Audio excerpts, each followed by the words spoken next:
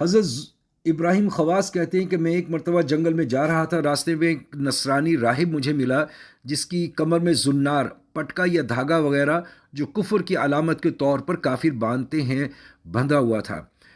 اس نے میرے ساتھ رہنے کی خواہش کی۔ کافر فقیر اکثر مسلمان فقراء کی خدمت میں رہتے چلے آئے ہیں۔ میں نے ساتھ لے لیا۔ 7 دن تک ہم چلتے رہے، نہ کھانا نہ پینا۔ 7ویں دن اس نصرانی نے کہا، اے محمدی، کچھ اپنی فتوحات تو دکھاؤ، کئی دن ہو گئے کچھ کھایا ہی نہیں۔ میں نے اللہ تعالیٰ سے دعا کی کہ اللہ اس کافر کے سامنے مجھے ذلیل نہ فرما۔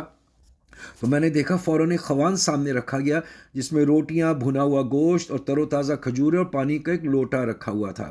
ہم دونوں نے کھایا، پانی پیا اور چل دیے۔ 7 دن تک چلتے رہے۔ 7ویں دن میں نے اس خیال سے کہ وہ نصرانی پھر نہ کہہ دے، جلدی کر کے اس نصرانی سے کہا، اس مرتبہ تم کچھ دکھاؤ، اب کہ تمہارا نمبر ہے۔ وہ اپنی لکڑی پر سہارا لگائے کھڑا ہو گیا اور دعا کرنے لگا۔ جب ہی 2 خوان، ان میں سے ہر چیز دگنی تھی، میرے خوان کے مقابلے میں سامنے آ گئی۔ مجھے بڑی غیرت آئی، میرا چہرہ فق ہو گیا اور میں حیرت میں رہ گیا۔ میں نے رنج کی وجہ سے کھانے سے انکار کر دیا تو اس نصرانی نے مجھ سے کھانے کا اصرار کیا، مگر میں عذر کرتا رہا۔ اس نے کہا، تم کھاؤ، میں تم کو 2 بشارتیں سناؤں گا، جس میں سے پہلی یہ کہ اشہد ان لا الہ الا اللہ و اشہد ان محمد رسول اللہ صلی اللہ علیہ وسلم، میں مسلمان ہو گیا ہوں۔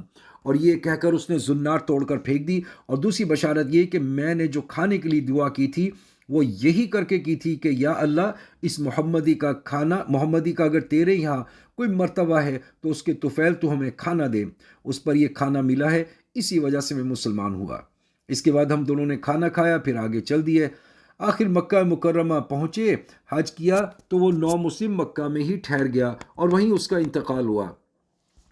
کافروں کے اس طرح مسلمان ہونے کے بہت سے واقعات تواریخ کی کتب میں موجود ہیں، اور اس واقعے سے یہ بھی معلوم ہوتا ہے کہ حق تعالیٰ شانہ بسا اوقات دوسروں کے طفیل کسی کو روزی دیتے ہیں جن کو وہ ملتی ہے، اور وہ اپنی بے وقوفی سے یہ سمجھتے ہیں کہ یہ ہمارا کارنامہ ہے، یہ ہماری کوشش کا نتیجہ ہے۔ احادیث میں کثرت سے یہ مضمون آیا ہے کہ تمہیں ضعفاء کے طفیل اکثر روزی دی جاتی ہے۔